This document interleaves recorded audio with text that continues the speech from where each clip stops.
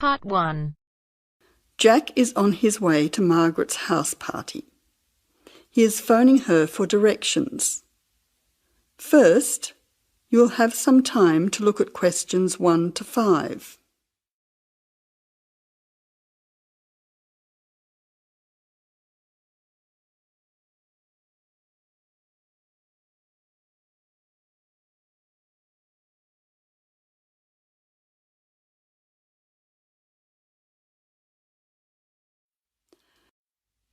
Now listen carefully and answer questions 1 to 5.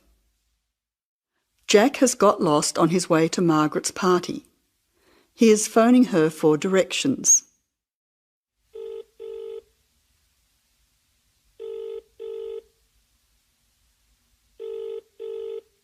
Hello, is that Margaret? Yes, who's speaking? Margaret, it's Jack. I think I'm lost. I can't see a signpost and... Jack, so where are you now? Well, I'm a bit confused about the directions, but I'm at a T-junction. What can you see around you? I can see a pub on the corner. Can you see the name of the pub? Wait a minute, let me see. It's hard to see in the dark. Yes, I can read it now. It's called the Lion's Head. Oh, the Lion's Head. Okay, well then you're not too far away. Go straight ahead through the traffic lights to the next T-junction. Sorry, I didn't hear you. What did you say? I said just go through to the next T-junction. Okay. Now what? Well, there's a park in front of you and a large 2-storey building on the corner. Yes, I can see them. Okay, so now turn left. Hang on, you're coming up the street, so you'll have to turn right. Okay, got it. What's the name of your street? It's Wesley Street, Wesley, number 70. We're the 5th house on the left. You should see a red letterbox and some bushes in front of the house. Okay, 5th house, number 70. I should be there soon. Am I late for the party? It sounds like things are happening there. No, it's only just started. That's good. I should be there in the next 10 minutes. See you soon. Jack hangs up and walks on. 7 minutes later, he calls Margaret again, as he still can't find the house. You now have some time to look at questions 6 to 10.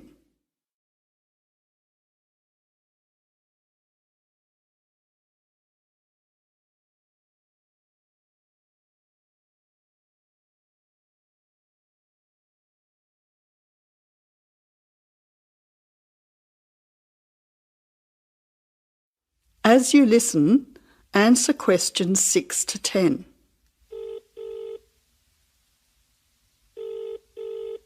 Who's speaking? Hi, Margaret. It's Jack again. Sorry to bother you. Listen, would you mind doing me a favour? Of course, what? Could you tell Mike I have got his camera?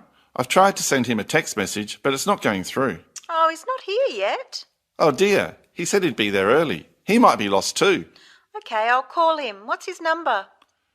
0482 563379. Oh, so that's 0485. No, 0482 563379. Okay, I'll call him right away. But where are you now? Well, I'm in your street, but I still can't find your house. I can't see the numbers very clearly, or a red letterbox. It's pretty dark. I thought you said it was easy to find. Oh, okay, wait there.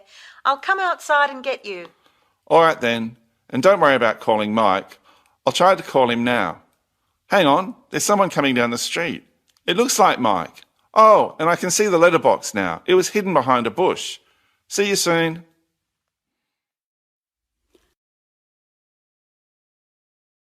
That is the end of part 1.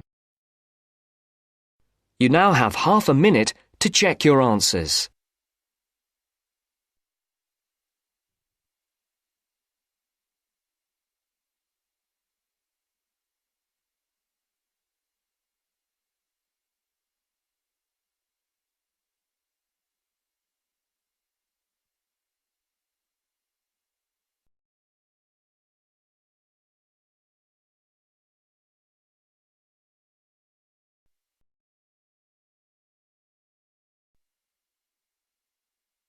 Now turns to part 2. Part 2. You're going to listen to a talk about the food we eat. First, you have some time to look at questions 11 to 15.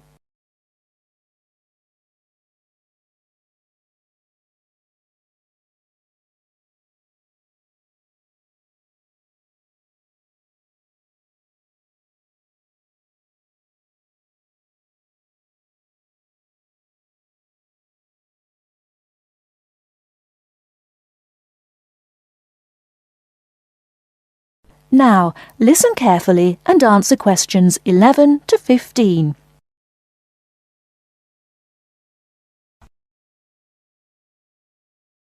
Welcome to The Food We Eat, sponsored by Safeway. Increasingly, we know more about the effects of our eating habits and lifestyles on our health. While new information can change old ideas, the news stories can often be confusing. At Safeway, we try to help customers not only in the range and types of food offered, but also by providing up-to-date, reliable information in areas we know are of interest and which relate to the diet we eat. Today, we are going to talk about sugar. Recently, doctors have been advising us to eat less sugar. The health recommendation to use less sugar is for two reasons. Firstly, for the sake of our teeth, since the amount and frequency of sugar consumption links to decay. Secondly, as sugar is a good source of calories, it can easily be a problem if we tend to be overweight. The dental risk is because bacteria which occur naturally in our mouth feed on carbohydrates, sugar and starch, to form plaque and acid. Plaque is a sticky coating that prevents the bacteria being removed by saliva. The acid attacks the tooth itself. This takes time, however, so the trick is to avoid sticky foods like sweets, which stay around in crevices feeding the bacteria. Before you hear the rest of the talk, you have some time to look at questions 16 to 20.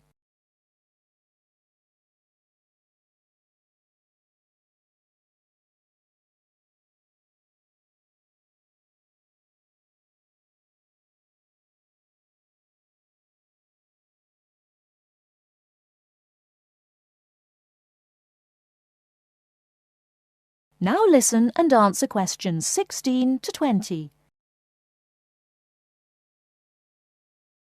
Regular brushing, preferably with a fluoride toothpaste, helps remove particles and resist acid.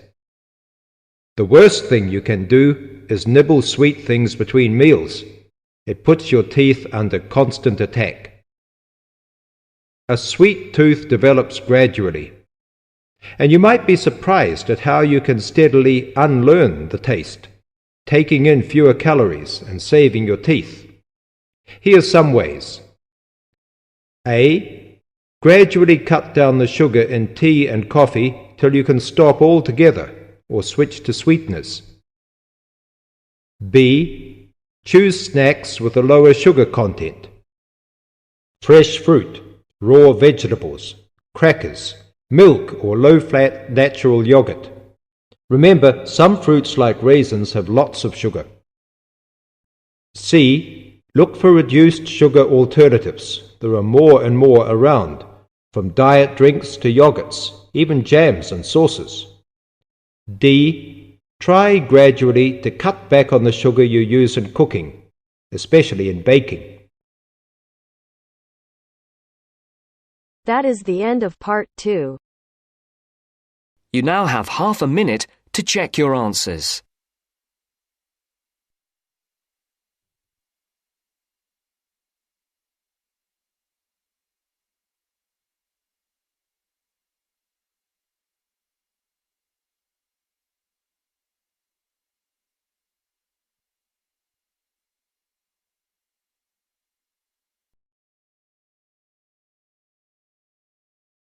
Hear a conversation between a research student, Jeremy, and his supervisor. They are talking about the process of having a research project published in a journal. First, you have some time to look at questions 21 to 25.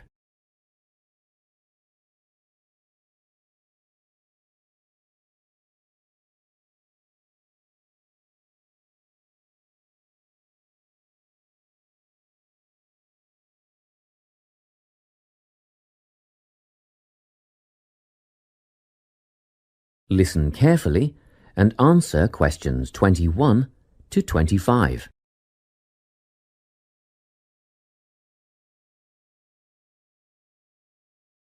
So, you're nearly ready to submit your article to an academic journal, are you?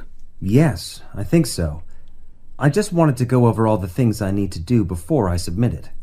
And then I wanted to go over the submission process with you. Great. So, firstly, you need to write an abstract. Make sure it's short and concise. Of course. I forgot all about that. And what about key words? Yes, a lot of students overlook this part and just jot down whatever comes to mind. But take some time to make a list of key words that are accurate and relevant. Okay. Another thing. Could you have a look at my article before I submit it? Absolutely. Actually, at least 2 senior staff members should always read through a final draft before submission. Do you mind if I give it to Professor Johnson to have a look at as well? Not at all. I'd be glad to have the feedback. Do you know which journal you want to submit to yet? Not yet. I have a short list of about 3 that I'm interested in. Make that decision soon, because you'll need to adjust your article so that it matches the style guide of the journal you are submitting to. I bet that can take a while. Yes, but after that you are just about ready to submit. One more thing, you'll have to sign the copyright form, just confirming that it's your own work, and then you're good to go. Before you hear the rest of the conversation, you have some time to look at questions 26 to 30.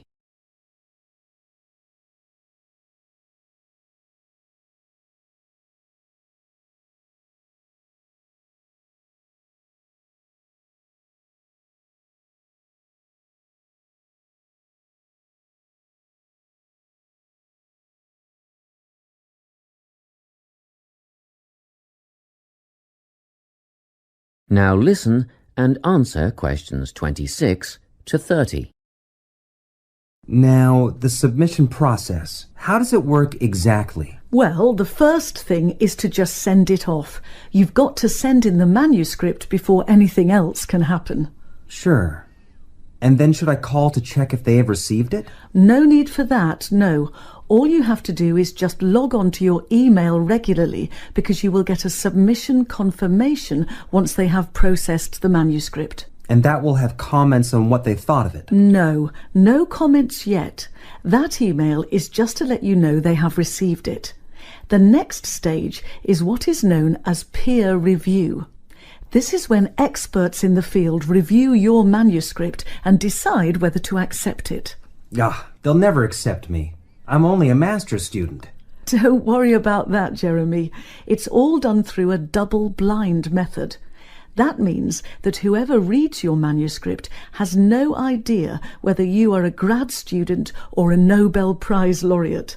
They'll only be judging your work, not you. Well, that's good to hear. And then what, once they've made their decision?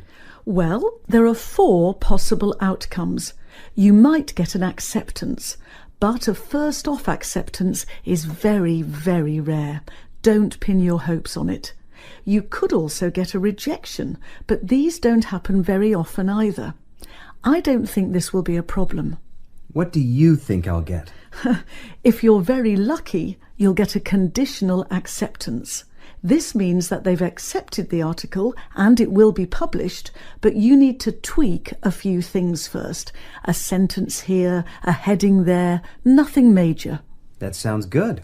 But to be honest, you will probably end up with a revise and resubmit. This means they are definitely interested, but you will need to rework the paper before it's accepted. The necessary changes will be outlined by the reviewers. Okay. So I just fix the things that need changing and present it again? Yes, but include a cover letter that discusses the changes you have made. The same goes for a conditional acceptance, actually. It helps the reviewers see that you've taken their criticism seriously. That is the end of part 3. You now have half a minute to check your answers.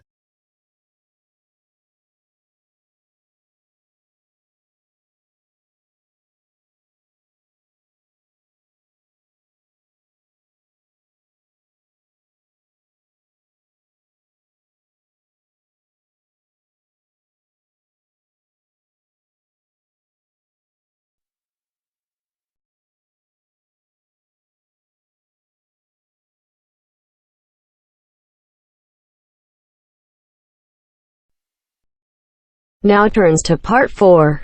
Part 4. You'll hear an introduction about the tutorial courses of the physics school. First, you have some time to look at questions 31 to 40.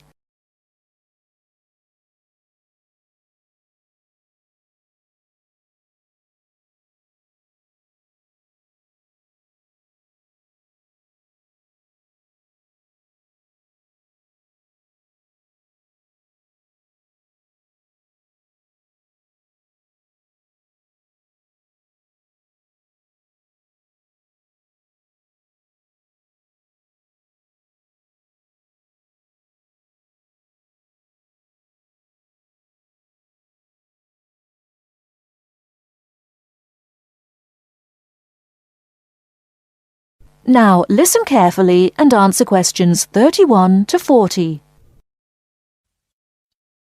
Welcome to Orientation Week. This is the physics school session, and we'll welcome Professor Smith, the head of the school, to introduce you to the tutorial system. Welcome, Professor Smith. Thank you. You may have noticed life at university is totally different from that of school. For you, tutorials are an important part of the teaching program. Tutors are the primary contact between undergraduate students and the school. A tutor is the student's personal tutor as well as their academic tutor. Tutorials for physics undergraduates consist of 6 students who meet each week with their tutor for at least 50 minutes. For radiographer students, tutorials will normally consist of a group of about 10 students who will meet fortnightly with their tutor for a period of at least 50 minutes. In the first semester, the tutorials are during weeks 1 to 11. For semester 2, they are during weeks 14 to 24. Everybody involved is expected to be present and on time, and the tutor will also be available in week 12 and 25 to discuss problems that arise during revision, but attendance by students is optional. Now I'm going to introduce to you the stages and activities of the tutorials. The induction period is from week 1 to 3. I know that a significant minority of you experience culture shock during your first few months at university, and the important function of this stage is to identify students who are having difficulty integrating into the academic program. In particular, tutors should check your attendance of lectures, tutorials, laboratory sessions, and this sort of things. Tutors also help you tackle work in a systematic and effective manner. Stage 2 begins from the 4th week. Some tutorials of this period are to be devoted to discussion or going over the students' lecture notes, but approximately 50% of tutorial time is to be devoted to coursework. You should finish the weekly homework assignments of 2 hours duration with at least 50% involving written work. At least 8 homework assignments during the year should involve answering problems set on coursework. The written work collected by the tutor should be marked within a week of handing in, and generally the assignments should be graded. The 3rd stage starts from week 8 till the 10th. During this period, math and 4 core physics programs are included. The majority of tutorial time should be devoted to work which supports the lecture programs and laboratory work. At least 60% of homework assignments should involve written work. The assignment may involve writing an account of or notes on a specified range of topics. The written work should also be marked and graded. Short oral presentations by students should be included. They are possibly on general physics topics or essays. The last week's personal development planning is a structured and supported process. The primary objective for PDP is to help you to become more independent and confident, self-directed learners and encourage a positive attitude to learning throughout life. It is undertaken by yourselves to reflect upon their own learning, performance and achievement, and to plan for their personal, educational and career development. Finally, if without evidence of good reason you miss more than 2 sessions during a semester, or if the tutor is not satisfied with your progress, the matter must be immediately referred to the program director, who will normally issue formal warning, verbal and written. This will inform you that your place at university is under threat of withdrawal if no improvement is made. That is the end of part 4. You now have